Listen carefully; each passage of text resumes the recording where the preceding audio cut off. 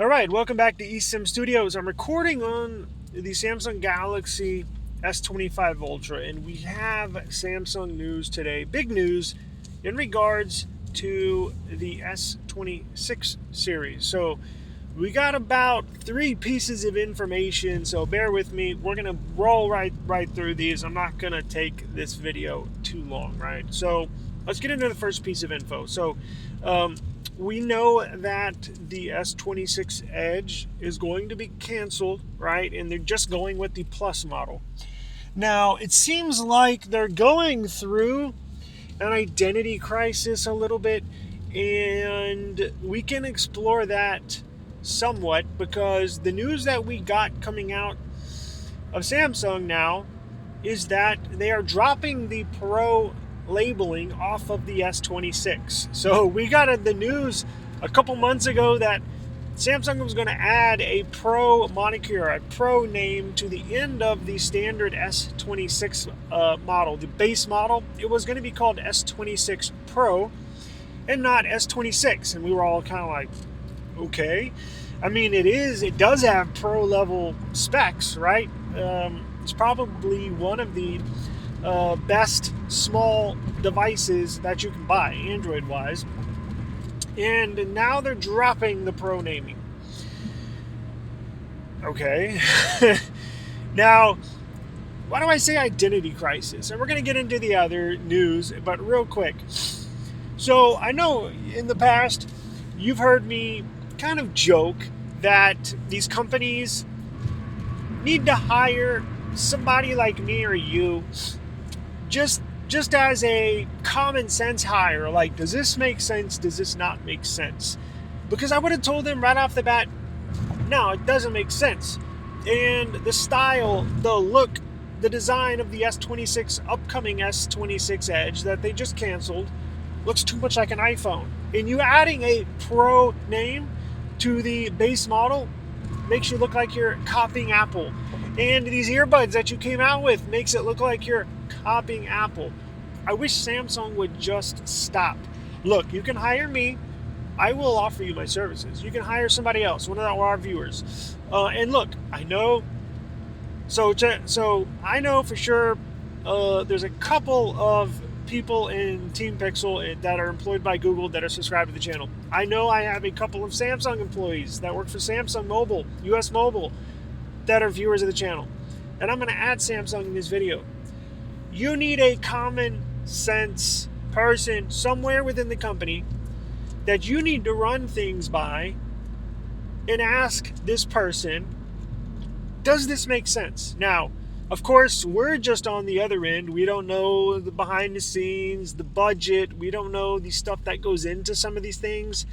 But a lot of the stuff that you're doing just looks like you're blatantly copying Apple. And I beg you, please stop. Like, it's too much. I wish Samsung would do their own thing. You make badass products. Like, just please stop. Have your own identity. Don't be adding Pro to anything. Don't put out an S26 Edge or any other model that looks like a freaking iPhone.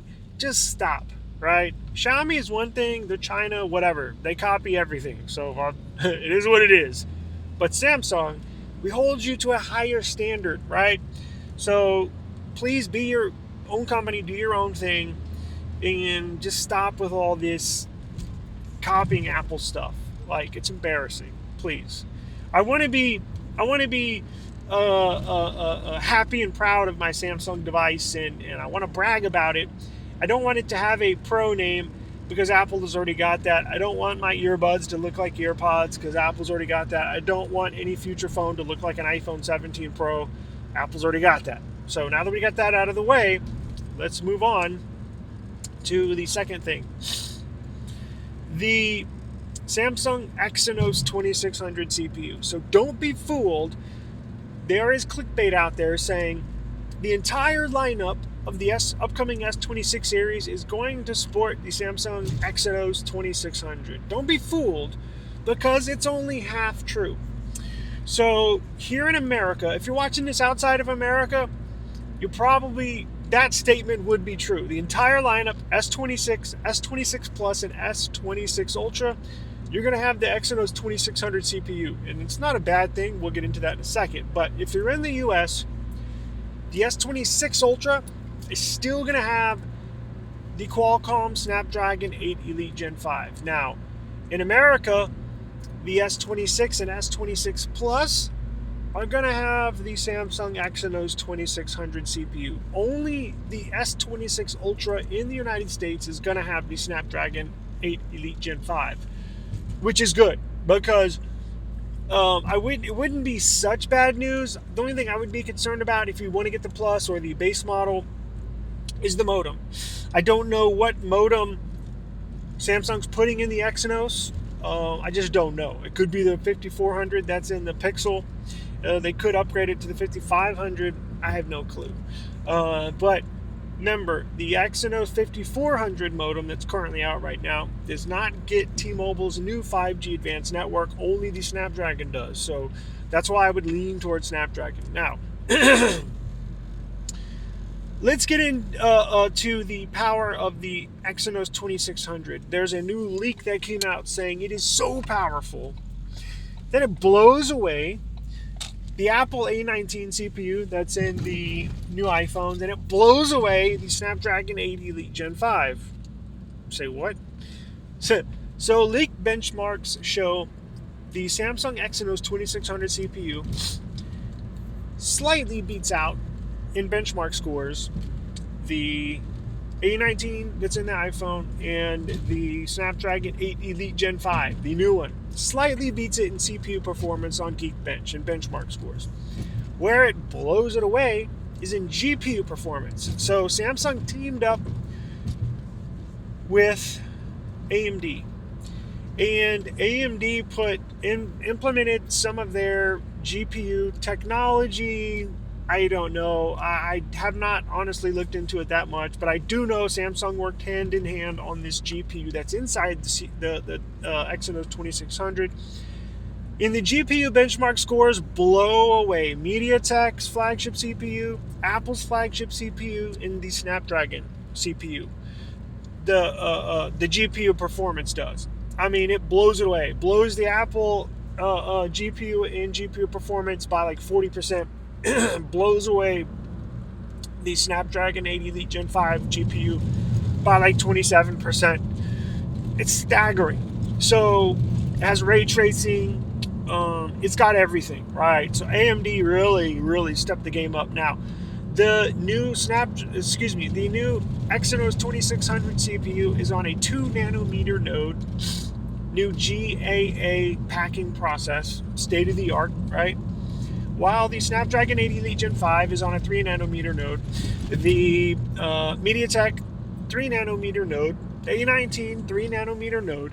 So this will be the first flagship CPU on 2 nanometers, which just means it's just a smaller base. It's more powerful, but it's more power efficient. So you should get a ton of raw power, great for gaming, with using less battery, right? So hopefully Samsung's found their sweet spot. I really think they're very excited about this CPU, and that's why they're putting it in not all, but a lot of their devices moving forward. I think they've finally hit it. They've been struggling for so many years on the CPU side. I finally think they got it this year. But I personally I'm getting the S26 Ultra, and I, for one, am happy that it has the Snapdragon in it. That's just me. Maybe I'll change my mind if I get my hands on a base S26 or S26 Plus, which I probably will just to try out the new GPU. So I'll probably get two. Probably get the small one and the Ultra. But let's move into release date. So Samsung in the past would release in February the flagship S lineup, and then starting 2 years ago with the S24 series, they bumped it up to the January launch date. This year we get a change again. So with the S26 series, they're gonna release it in March, which they're pushing it back, which is kind of a shock to me. And at first I was like, damn, that's a bummer. But then I started to think about it, and I was like, you know what? It's actually not that bad of news, because it's just like it's just 60 days long. It's just 2 months longer, right? Now, I love my S25 Ultra, and I was like, I don't mind hanging on to it for another couple of months. It's fantastic, right? One UI 8 solved all my issues that I had with the device. If you go back to the channel when this S25 Ultra was, we bought 3 of them with our own money. They didn't send us anything. With our own money, all 3 of them had issues. All 3 of them overheated. And One UI 8 solved everything. So I'm very, very happy with my S25 Ultra. Could the camera quality be a little better? Sure. But overall, it's a fantastic device. It's my daily driver. Now, don't get it twisted. I know you Pixel fans. I got a lot of Pixel subscribers, and actually, as I mentioned, a couple of Google Pixel, Team Pixel subscribers. And don't get it twisted. I still use my Pixel, but my daily driver is a S25 Ultra and a Pixel 10 Pro. Those are my 2 phones I got on me at all times. All my other devices are in the house, and I update, turn them on every now and then and update them and play with them. But even the iPhone, I got an iPhone 17 Pro, the orange one. I haven't touched it in like 10 days. I hate iOS. It is what it is. But release date in March, not a big bummer, but just be aware, if you're coming up on your release cycle, if you're going to sell a phone to buy an S26 Ultra, just know that it's not going to be launched in January. It's going to be launched in March. So take that for what you will. But I'll get you out of there on that. Listen, subscribe to the channel.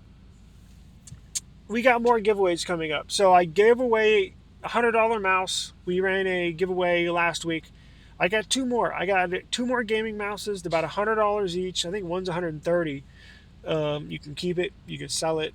Do what you want with it. But we're going to run a giveaway. I'm going to try to do that today, but I'll probably do that tomorrow. I'll keep you posted.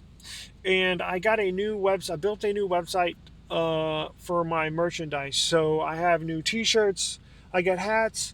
I'm also selling a Graphene OS Pixel 7a that I flashed Graphene OS on. If you want to purchase it, it's at eSIMstudios.store. eSIMstudios.store. Link is in the description box below. But I'm going to be selling Graphene OS devices on there. I'm going to be selling t-shirts, merchandise, all sorts of stuff on eSIMstudios.store. So go check that out. And that is about it. So appreciate the time, and I will see y'all on the next one. Peace out.